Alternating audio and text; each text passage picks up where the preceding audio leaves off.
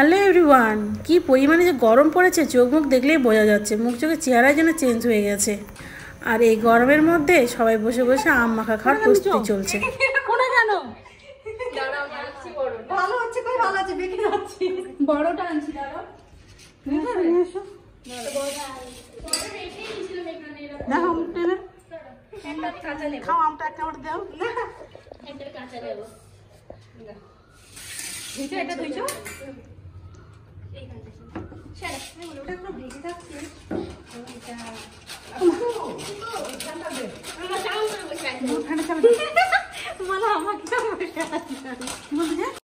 আজকে বাড়ি গিয়েছিলাম একটা বিশেষ কারণে, সেটা হচ্ছে আমার গতকালকে ছিল অ্যানিভার্সারিতে শরীর খারাপ থাকার কারণে কিছু করতে পারিনি।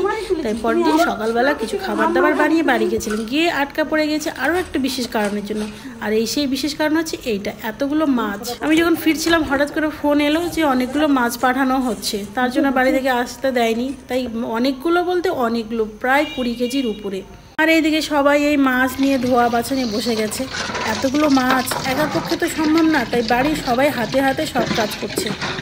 মাছগুলো কোথা থেকে এলো এটা সবার মনে প্রশ্ন আসতে পারে। এই মাছগুলো এসছে বোনের বাড়ি থেকে।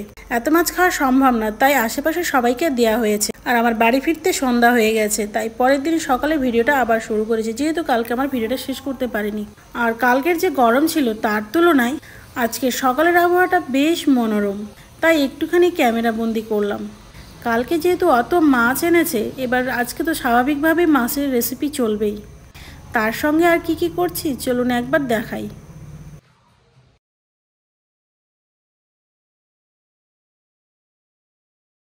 এদিকে কিছুটা মাছ সেদ্ধ করে ছাড়িয়ে নিয়েছি ফিশ ফ্রাই বানাবো বলে।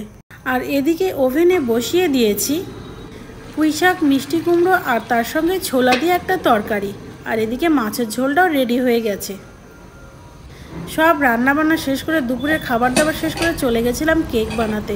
আর তার সঙ্গে বানিয়ে নিয়েছি ডিম আর কিছু রুটি। আর কেক আর ডিম রুটিটা বানিয়েছি আজকে আমার সেই সেজোজা আর ভাস্তি চলে যাবে কলকাতায়, তাদের জন্য। এই তো সব কিছু রেডি করে নিয়ে চলে এসেছি স্টেশনে ওদেরকে সি অফ করার জন্য।